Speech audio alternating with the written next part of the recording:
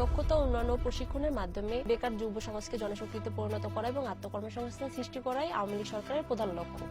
2041 সালের মধ্যে বাংলাদেশকে উন্নত, সমৃদ্ধ এবং স্মার্ট বাংলাদেশ পরিণত করার লক্ষ্যে আওয়ামী লীগ সরকার নিরলস কাজ করে যাচ্ছে। সারা বিশ্বে বাংলাদেশ এখন উন্নয়নের রোল মডেল হিসেবে পরিচিত। 2021 সালে বাংলাদেশ সুবর্ণ জয়ন্তী পালনের পাশাপাশি এলডিসি থেকে বের হয়ে উন্নয়নশীল দেশে পরিণত হওয়ার মর্যাদা অর্জন করে। বিগত এক যুগে বাংলাদেশের দারিদ্র্য এবং হতদরিদ্রের পরিমাণ কমেছে প্রায় 50%। নতুন কর্মসংস্থান সৃষ্টি হয়েছে 2,10,00,000। বাংলাদেশে ফ্রিল্যান্সারদের কর ছাড়ের সুযোগ দিয়েছে বাংলাদেশ আওয়ামী লীগ সরকার। ফলে শিক্ষিত বেকার যুব সমাজ ফ্রিল্যান্সিং এর দিকে এগিয়ে যাচ্ছে এবং বাংলাদেশে বর্তমানে প্রায় 6.5 লক্ষ ফ্রিল্যান্সার রয়েছে। বাংলাদেশ ফ্রিল্যান্সিং এ বিশ্বের দ্বিতীয়তম দেশ হিসেবে পরিচিত। বিদ্যুৎ ও ইন্টারনেট সুবিধা সহজলভ্যতার জন্য বাংলাদেশে এখন প্রত্যন্ত গ্রামে বসেও মানুষ ইন্টারনেট সুবিধা ভোগ করে আউটসোর্সিং এ কাজ করতে পারছে, ফ্রিল্যান্সিং করতে পারছে।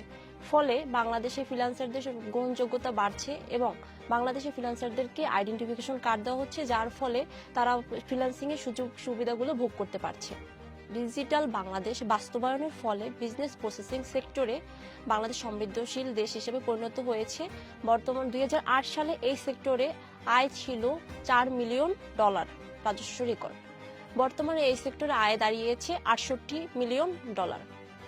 এই সেক্টরের ফলে বাংলাদেশে প্রায় 45,000-এরও বেশি মানুষের কর্মসংস্থানের সৃষ্টি হয়েছে। বঙ্গবন্ধু শেখ মুজিব সিলিকন সিটির মাধ্যমে প্রায় 14,000 মানুষের কর্মসংস্থানের সৃষ্টি হয়েছে। কর্মসংস্থানে সবচেয়ে বেশি সুযোগ সৃষ্টি করতে পারে কুটির শিল্প, মাঝারি শিল্প এবং ক্ষুদ্র শিল্প। এই শিল্পগুলোতে কর্মসংস্থান সৃষ্টির লক্ষ্যে বাংলাদেশ সরকার সকল ধরনের উদ্যোগ গ্রহণ করছেন।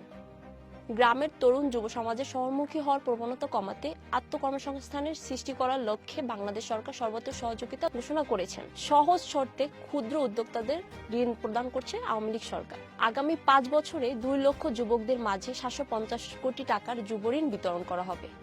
চতুর্থ শিল্প বিপ্লবের যুগে দেশে বিদেশে কর্মসংস্থানের সুযোগগুলোকে কাজে লাগানোর উদ্দেশ্যে দেশের অভ্যন্তরীণ পলিটেকনিক্যাল এবং ভোকেশনাল ইনস্টিটিউটগুলোকে ঢেলে সাজানো হচ্ছে, যাতে আমাদের বেকারত্বের সমস্যা দূর হয়। আমি চাই প্রধানমন্ত্রী শেখ হাসিনা ভবিষ্যতে এইভাবে নিরলস কাজ করে যান বেকারত্বের সমস্যা দূর করার উদ্দেশ্যে, যাতে ভবিষ্যতে দেশের 100% বেকারত্বের সমস্যা দূর হয়।